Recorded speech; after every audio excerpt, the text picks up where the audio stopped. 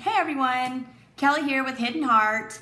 Welcome back to the second part of the Bulldori 101 series. This is video 2, part 2, which is making your inserts and customizing them to fit your needs. And as you saw in the first part, I made the insert with regular 8.5 by 11 computer paper that I actually printed my very own self-made dot grid onto because I really wanted the benefits of having the dot grid. So I had to kind of come up with my own thing because I couldn't find anything on the internet that didn't have a copyright on it. So this is something I created. It's not a perfect like 1/4 inch by 1/4 inch dot grid or anything like that. Its main purpose was to help me make straight lines easier if I wanted, just to kind of make sure I'm getting everything even or whatever, or if I'm making several like squares or that kind of thing, that I'm getting them, done evenly. You can use the dot grid if you wish. It's not very dark, which is kind of what the Leuchtturm journals have in them. But again, I just did mine on a grayscale. I mean, as you can see, it's not a really dark dot grid.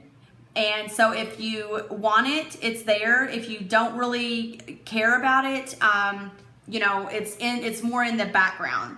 So that was just something I feel like that I did want to pull from the bullet journaling system and the journals, the Leuchtturm journals that they use. I really did like that and I wanted to try it out. So I created my own dot grid. I do want to make it a printable for you guys because it is hard to find on the internet without some sort of copyright printed on the page as well. So that will come shortly, and I will link that maybe if I get this, get that finished before I get the video up. But so anyways, just wanted to show you guys more in depth into the inserts themselves. I'll show you a little bit of how I set mine up and how you can customize them to what you would like to do. So first of all, you guys have seen, if you watched the first videos in the 101 series, my journal is made from a vinyl cover that I've just painted, and it's durable and it's flexible and easy to work with, and it just kind of is, a cover for all of my inserts on the inside.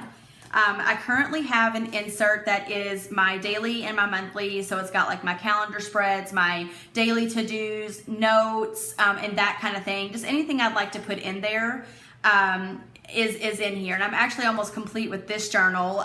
The journal I had before that was here, and this is the journal that I had before I really got into, before I even discovered bullet journaling, to be honest. And there's not really, it just kind of just was notes for whatever. I didn't really do a lot of color in this, and it's a really messy journal.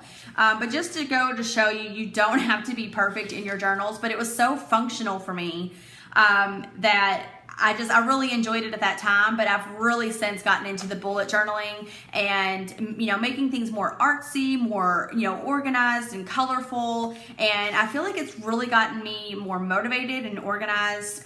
So I think that you guys will benefit maybe from a little bit from what I show you, or if you want to refer back to, I've been doing shout outs to Benz, who introduced me personally to bullet journaling. She was the first person that I watched. That's how I discovered it.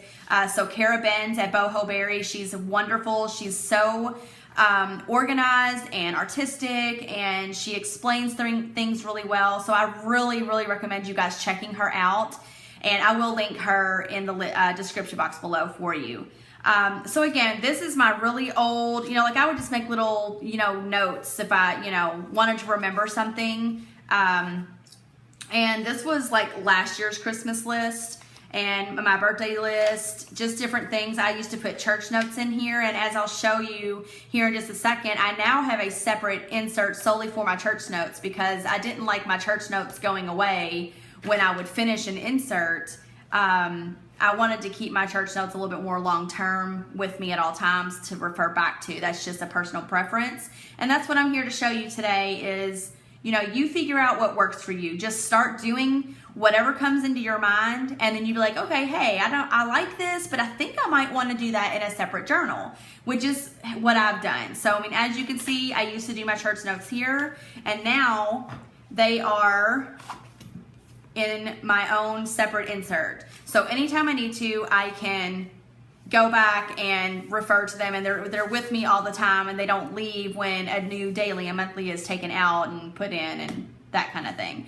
Another thing that I really love is mixed media. I don't know, if a lot of you guys have gotten or watched into a lot of mixed media, but I love texture. I just love things that are visually pleasing. I love to feel the pages. If you guys are anything like me, I'm sure that you guys are the same way. But anyway, so this is a mixed media kind of cover that I made, and this book page is actually from an old book that I bought that's called The Silver Chalice. So it's actually about, it's a biblical page from a book. So I just really, liked that. And then on the inside, I added this pocket, so I mean, like I said, you can make your journals whatever you want them to be, and it's still, the good thing about this system that I really like is, you have your customizable inserts, and you can take them out with whatever journal you want to work in at that time, and set your journal aside. And then when you're working in just the insert you want to work in, they open up and they lay super, super flat, and they're super easy to work in. I mean, I just absolutely love this system. And this might be something that works great for you. It may not. Some people just want to have just one book, and that's okay. But just dive into something and work with it, and eventually you'll figure out, how you want to tweak it and change it to fit your needs a little bit better. So that's my church notes insert. And again, it is attached with the elastic bands. You just pull an elastic band out. It doesn't really matter which one. And you just slide it back in, and that's what holds everything into your cover for you. My other insert is my collections insert. And this is something that I customize as well. I really enjoy doing like more short-term like collections in my daily and monthly insert, which I'll show you one of them, which I may have shown you already, is the Christmas list spread, okay? Now, the reason I didn't mind doing this collection spread in my daily and monthly is because once I'm done with this daily and monthly, which I'm actually almost complete with that, I'm not going to mind that this collection goes with the journal once I remove it, because I'm not going to need it after that point. So the insert that I have here, this is going to be more for my long-term collections. And one of the spreads that I've done is it's called a bug me list. And it's basically just really long overdue things that I've procrastinated on doing and getting done, or just things that I want to get done, basically, and they bug the crap out of you because you've been putting it off for so long. So I made a spread, and this is going to be something I'm going to want to keep with me for quite some time until, I get them completed. And the bullet journaling system uses bullets for tasks. I use little open hearts, and once I complete a task, I fill in the little heart. And then I can easily see at a glance which ones are not complete because they're still open. So as you can see, this is actually a pretty new collection spread for me. So nothing is completed on this list yet. So it's a work in progress. I love how the page turned out. It's really cute and colorful. And my journaling system, or my bullet journal system, is actually using the open heart system, which kind of goes along with my business name, the Hidden Heart Treasures. So just fitting for what I wanted it to be, and I like that system.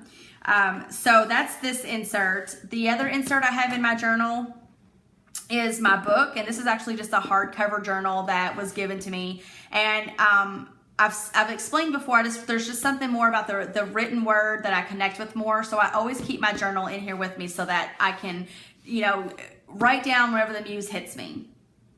Now this new insert that I just made for you in the part 1 of this video is going to be strictly for my Hidden Heart related to-do things. So YouTube videos, notes to get prepared, things I need to do.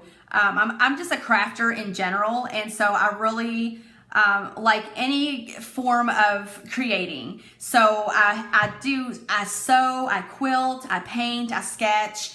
I actually would love to do a video to kind of show you some of the things that I have done up to this point that I'm just really super proud of. And I plan on doing that here really soon for you guys, probably in between this video and what's going to be part 3 of the, or video 3 of the Bulldori 101 series. I do want to kind of just add videos here and there. I am not strictly, you know, a journaler. I do all kinds of creative things and would love to share those things with you. I've gotten so many wonderful tips from all these YouTube people that I've subscribed to over the past couple of years, and I just get so motivated and love creating with those inspirations. So I hope that's what I do for you here, and you know, please let me know if there's anything that you would like me to do in another video. I would be glad to, you know, partake in doing that for you.